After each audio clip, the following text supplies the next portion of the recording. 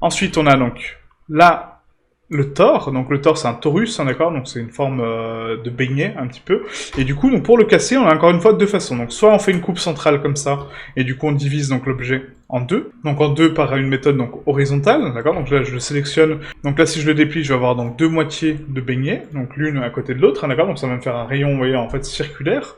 Je vais casser mon beignet en deux et du coup donc j'aurai mon centre qui sera lié à ma base et du coup donc ça va être un petit peu étrange parce qu'en fait là je coupe que l'extérieur de mon beignet, d'accord? Juste l'extérieur. Donc du coup, c'est-à-dire que l'extérieur coupé, il va s'aplatir sur lui-même, d'accord? Donc c'est une forme de coupe de beignet un petit peu particulière. J'aime pas cette méthode parce que du coup, on a une jonction des faces qui est très très étrange. C'est pas une surface commune, mais voilà, ça peut marcher pour vous. Mais après, on a aussi donc la découpe de l'intérieur, d'accord? Donc la découpe de la base. Hop, là si je découpe donc mon centre et l'extérieur, du coup j'ai deux beignets, voilà, deux parties de beignets qui vont être séparées, que je peux texturer individuellement. Si je ne veux pas avoir de jonction ici, d'accord, donc de jonction de texture à ce niveau-là, je peux effacer cette couture ici, voilà, laisser quand même l'intérieur, mais du coup couper le beignet sur la façon verticale, d'accord, pour juste avoir une petite coupe de marcation ici.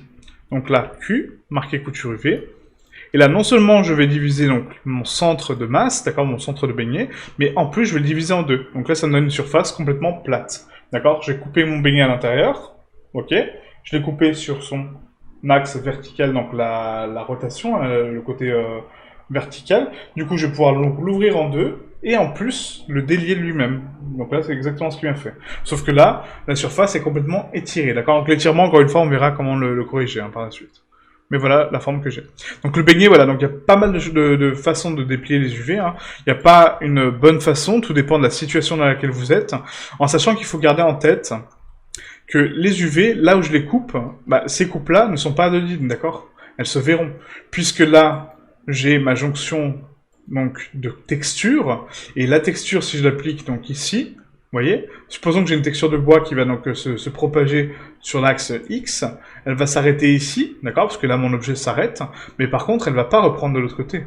Elle va se prolonger pour après reprendre par la suite sur l'autre côté. Donc du coup j'aurai un décalage de texture, d'accord, une déformation de texture parce que j'aurai une coupe nette, une prolongation de la texture qui va aller je sais pas où, hein, qui part, et après l'autre jonction de texture qui est à l'arrière, du coup qui est complètement différente avec mon début. Donc du coup, j'aurai une cassure de texture. Donc très important les UV, parce qu'en général, on essaie de les cacher, justement sur les objets, pour ne pas les voir. Mais ça, encore une fois, je vous l'expliquerai pendant la leçon de dépliage UV. Là, c'était juste une initiation à l'UV, et comprendre pourquoi, le pourquoi des formes.